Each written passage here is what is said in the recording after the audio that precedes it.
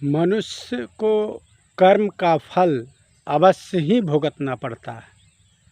गीता में भगवान कृष्ण ने कहा है, अवश्यमेव भुक्तव्यं कृतं कर्म शुभाशुभं न भुक्तं क्ष्यते कर्म कल्प कोटि शतैरपि।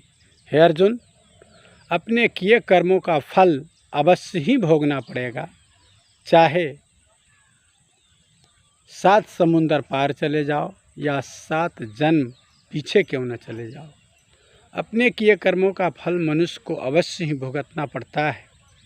सज्जनों, पुण्यात्माओं, जब स्वयं भगवान राम भी अपने कर्मों का फल भोगते हैं, तो क्या हम लोगों को छुट्टी मिल जाएगा किए कर्मों से? हम मनुष्य सस्ता नुस्खा खोजते हैं, सस्ता उपाय मिल जाए। हम दुकान पर बैठे तो 1000 ग्राम तौलने के बजाय 1 किलोग्राम के बजाय 950 ग्राम या 900 ग्राम तौलते हैं। दूध में पानी मिलाते हैं और भी दुष्कर्म, आली काटते हैं, दूसरे की बाली को नष्ट करते हैं और भी प्रकार के हम कर्म बुरे करते हैं। यहाँ तक कि खसी, अरबा और जानवरों को काट करके उसके मांस को खाते हैं, हिंसा करते हैं। जबकि हिंदू धर्म में लिखा है कि अहिंसा परमो धर्म, हिंसा नहीं करनी चाहिए, फिर भी हम हिंसा करते हैं और हिंसा का बदला हमें निश्चित चुकाना पड़ता है। सज्जनों, लिखा है कि त्रेता युग में भगवान श्री राम ने बाली का वध किया, छिप करके गाछ के आड़ में छिप करके रामचंद्र जी ने बाली को मारा। इसका नतीजा हुआ, जब रामचंद्र जी त्रेता में थे और बाली को छिपकर मारे, तो द्वापर युग में जब राम जी कृष्ण बनते हैं, वही बाली जरा नाम का व्योधा बनकर जंगलों में घूमता रहता है। महाभारत की लड़ाई जब समाप्त हुई, महाभारत की युद्ध जब समाप्त हुआ, तो सज्जनों, भगवान कृष्ण के सारे वंश आपस में यदुवंशी जब कट के मर गए, कोई न रहा, तो कृष्ण जी पीपल के वृक्ष के नीचे ध्यान में बैठे थे।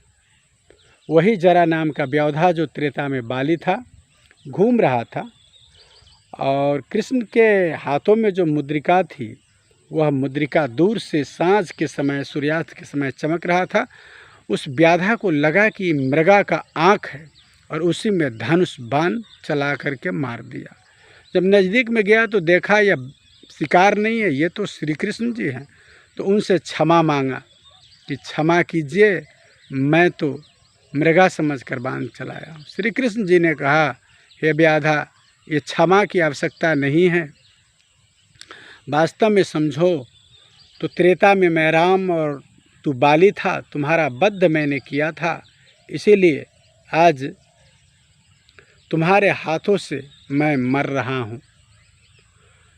ये तो कर्मों का बदला है, ये तो हमें भी चुकाना पड़ता है, स्वयं रामचंद्र जी ने कहा है। इसलिए सज्जनों, कर्म का फल अवश्य ही भोगना पड़ता है। ऐसा रामायण में भी बहुत जगह आया है, गीता में भी आया है, संत कबीर ने भी कहा है। सज्जनों, दूसरी उदाहरण महाभारत में पितामह भीष्म के रोए रोए में बाण मारा हुआ है और बाण के सैया पर बहुत दिन सोए हुए हैं। कृष्ण और 5 पांडव जब मिलने गए, तो पितामह भीष्म ने वासुदेव कृष्ण से पूछा है कि मैंने कोई पाप जीवन में नहीं किया, क्या कारण है जो मेरे रोए रोए में बाण मारा हुआ है और बाण के सैया पर मैं बहुत दिनों से सोया हुआ हूँ। श्री कृष्ण वासुदेव ने कहा कि पूर्व जन्म में आप चित्रकेतु नाम के राजा थे और आप दूसरे राजा से मिलने रथ पर सवारी करके जा रहे थे। रास्ते में एक कुत्ता का बच्चा सोया था, आप चाहते तो हटा देते, लेकिन उसको आपने कुचल दिया। जब वो काँ काँ करके चिल्लाने लगा तो पकड़कर इतनी ज़ोर से आपने उसे फेंका कि वह पास ही में खजूर का पेड़ था, उसमें लंबा लंबा कांट, और उसी में वह गिथ गया। वह बच्चा धीरे धीरे धीरे धीरे कई रोज़ों में वह सुख सुख करके और फिर कराहता हुआ मरा। इसी पाप के परिणाम के कारण आज आपके शरीर में भी लंबे लंबे तीर धनुष गीथा हुआ है और बहुत दिन तक आप इसी बाणशैया पर सोए हुए हैं, क्योंकि आपको इच्छा मृत्यु का वरदान है। सज्जनों, कर्मों के फल के विषय में एक और अद्भुत कथा महाभारत में है। दुर्योधन के पिता धृतराष्ट्र अंधे थे। जब 100 बेटा महाभारत में कट कर मर गया तो महाभारत की समाप्ति के बाद श्री कृष्ण वासुदेव से प्रश्न किया धृतराष्ट्र ने कि हे वासुदेव, किस पाप का परिणाम है कि मैं जन्म से अंधा हूँ और 100 बेटा मेरा महाभारत में मर गया? किस पाप का परिणाम है? ऐसा पूछने पर श्री कृष्ण वासुदेव ने कहा कि हे धृतराष्ट्र जी, पूर्व जन्म में आप एक वैद्य थे, आयुर्वेद की दवा बनाने वाले वैद्य थे। आपके पास एक रोगी गया, घाव था, उसको ठीक कराने के लिए आपने उस रोगी को कहा कि एक कछुआ पकड़ करके लाओ। उसने लाया। आपने कहा इसका आँख फोड़ दो, तो आपके कहने से उस कछुए का आँख फोड़ दिया और आपने कहा कि इसको आग में जला दो, तो उसने आग में जला दिया। उस कछुए के पेट में छोटा छोटा 100 अंडा था, वो भी जल के भस्म हो गया।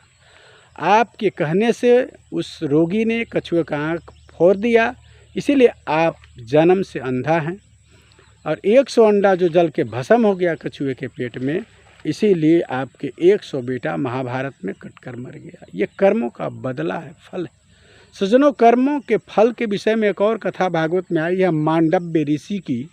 मांडव्य ऋषि बचपन में एक टीड़ी को पकड़कर उसका लंगड़ी तोड़ उसमें लकड़ी घुसा उड़ाया था, और जब बड़ा हुआ तो संत बना, ऋषि बना और भजन कर रहा था तपस्या अपने कुटिया में।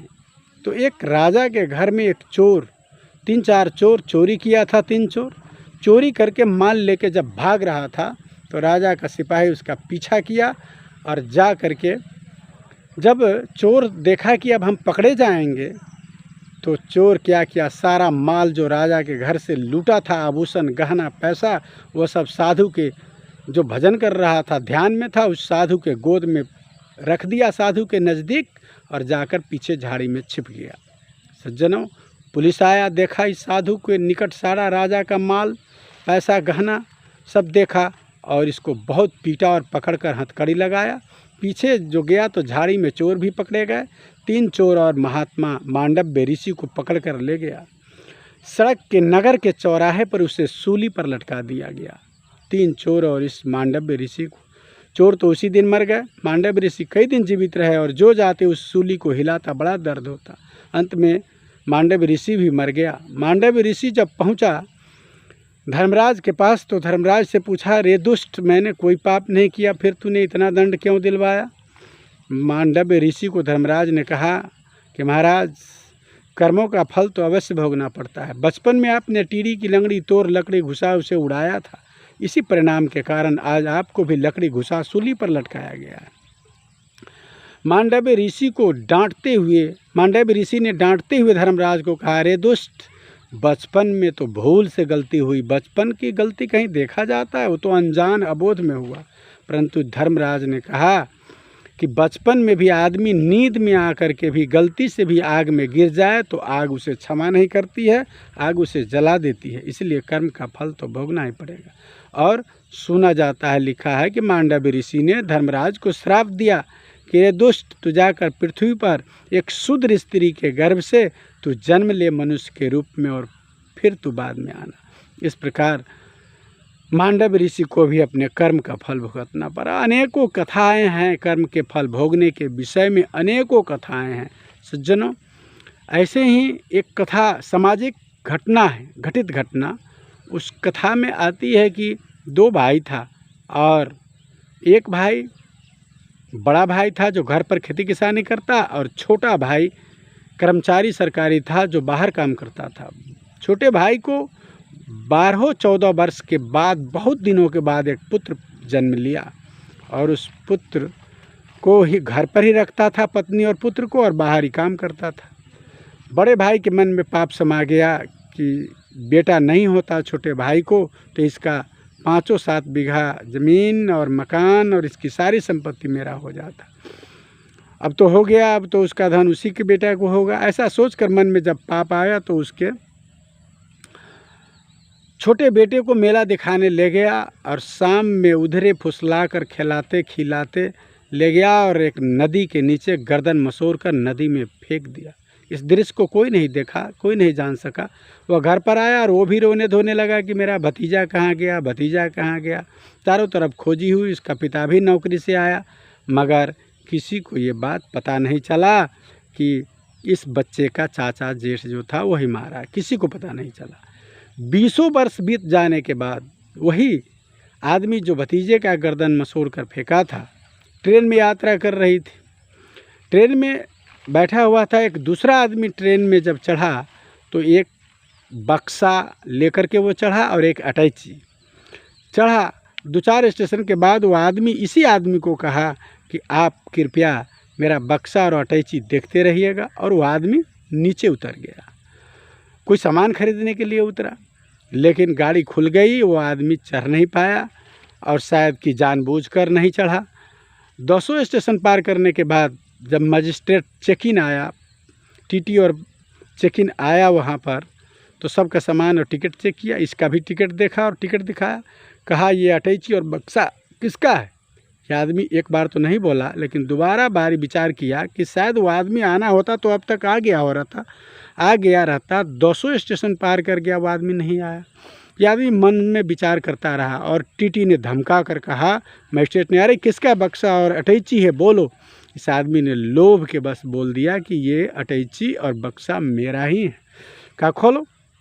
अटैची को खोला तो कुछ कपड़ा और पैसा था। कहा बक्सा को तोड़ो। कहा कि नहीं कुछ सामान है। कहा कि नहीं तोड़ो। और बक्सा को जब पुलिस ने तोड़ा तो उसमें एक आदमी का गर्दन कटा हुआ, गर्दन सिर रखा हुआ था। तुरंत पुलिस पकड़ लिया, ले गया और सरकारी खून केस इस पर चलने लगा मुकदमा। जब रो कर न्यायाधीश को कहा कि महाराज ये बक्सा में जो गर्दन था वो मैंने नहीं काटा था, तब न्यायाधीश को दया आई और न्यायाधीश ने कहा कि सुनो ठीक है, तुम बक्सा का गर्दन तेरा कटा हुआ नहीं था, लेकिन ज़रा बताओ कि जीवन में कभी तू किसी का हत्या किया है? यदि तू सच बोल देगा तो तेरे सज़ा को मैं कम कर दूंगा। सच बोलो तो सज़ा कम करवा दूंगा। लोभ के कारण इसने कहा, हाँ महाशय, बचपन में मैं अपने ही छोटे भतीजे का गर्दन मसोड़ा था संपत्ति के लोभ में महाराज।